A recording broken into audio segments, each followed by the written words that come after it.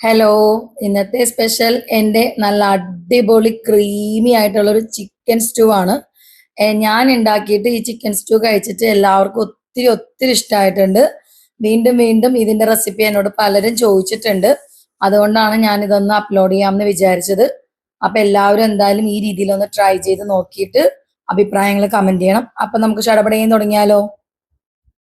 കഴുകി വൃത്തിയാക്കി വെച്ചിരിക്കുന്ന ചിക്കനിലേക്ക് 4 പച്ചമുളക് ചീന്തിയതും ഒരു ചെറിയ കഷ്ണം ഇഞ്ചി 3ആയി ചീന്തിയതും ആവശ്യത്തിന് ഉപ്പും 1/2 ഗ്ലാസ് വെള്ളവും ചേർത്ത് ഇളക്കി ഒന്ന് യോജിപ്പിച്ചിട്ട് അടച്ചു വെച്ച് നമുക്കൊരു പകുതി വേവിച്ചിട്ടെടുക്കാം. ഇതാ ഒന്ന് തുറന്ന് നോക്കുവാണേ, ചിക്കനൊക്കെ പകുതി വേവായി വന്നിട്ടുണ്ട്.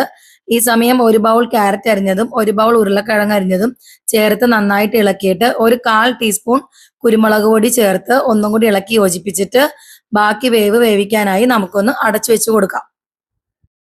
ഇതാ നമ്മുടെ ചിക്കനും ക്യാരറ്റും ഉരുളക്കിഴങ്ങും എല്ലാം നന്നായി വെന്ത് വന്നിട്ടുണ്ട്. നമുക്കതൊന്ന് മാറ്റി വെക്കാം. ചിക്കൻ സ്റ്റൂ തയ്യാറാക്കാനായി ഒരു കടായി വെച്ചു. അതിലേക്ക് ഒരു വലിയ ടേബിൾ സ്പൂൺ ഗീ ആഡ് ചെയ്ത് കൊടുത്തു. സ്റ്റൂവിന് ആവശ്യമായിട്ടുള്ള സ്പൈസസ് ആഡ് ചെയ്ത് കൊടുക്കാം. 3 ചെറിയ കഷ്ണം പട്ട ചതച്ചത്, കുറച്ച് പെരിഞ്ജീരകം, തക്കോലം, ബേ ലീഫ്, കുറച്ച് കുരുമുളക്, ഏലക്ക, പിന്നെ ഒരു സവാള കനം കുറച്ച് അരിഞ്ഞതും ചേർത്ത് വഴറ്റി അതിലേക്ക് 1/2 ടേബിൾ സ്പൂൺ കുരുമുളക് പൊടിയും ചേർത്ത് പിന്നെ 1/2 വലിയ ടേബിൾ സ്പൂൺ കോൺഫ്ലവർ പൊടിയാണ്. നമ്മുടെ ചിക്കൻ സ്റ്റൂ നന്നായിട്ടൊന്ന് കുറുകി വരാൻ വേണ്ടിയിട്ടാണ്.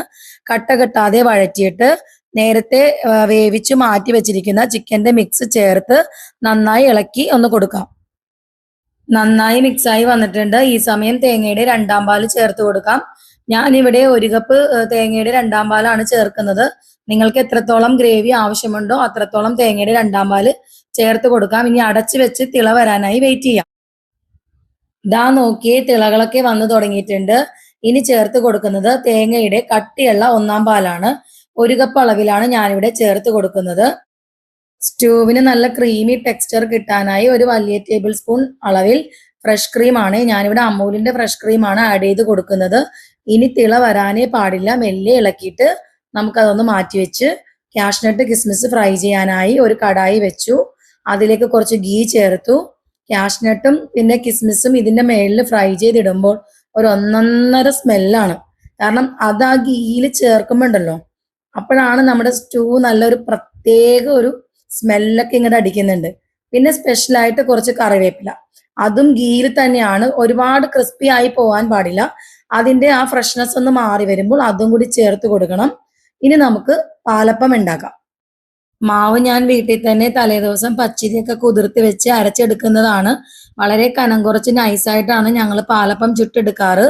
അപ്പൊ നമ്മുടെ അപ്പമെല്ലാം ഇവിടെ റെഡി ആയി വന്നിട്ടുണ്ട്. അപ്പൊ ഞാൻ അതിലേക്ക് നമ്മുടെ ക്രീമി ആയിട്ടുള്ള ചിക്കൻ സ്റ്റൂ അതിലേക്ക് ഒഴിച്ചു. ഒരു പിടി അങ്ങ് പിടിക്കാൻ പോവുകയാണ്. കാലത്തെ നല്ലൊരു ബ്രേക്ക്ഫാസ്റ്റ് കഴിച്ചാൽ പിന്നെ ഉച്ചയ്ക്ക് വിശക്കേ ഇല്ല. നമ്മുടെ ചിക്കനൊക്കെ നല്ല സോഫ്റ്റ് ആയി വന്നിട്ടുണ്ട്. ക്യാരറ്റും ചേർത്ത് അപ്പവും കൂടി ചേർത്ത് കൂട്ടിക്കുഴച്ച് കഴിച്ചാൽ അമ്പോ രക്ഷയില്ല. അപ്പൊ എല്ലാവർക്കും എൻ്റെ വീഡിയോ ഇഷ്ടമായെങ്കിൽ ലൈക്ക്, ഷെയർ, സബ്സ്ക്രൈബ് ചെയ്യാൻ മറക്കല്ലേ. അപ്പൊ അടുത്ത വീഡിയോയിൽ കാണാം. Until then signing off. ബാമാസ് രുചി യാത്ര. ടാറ്റാ.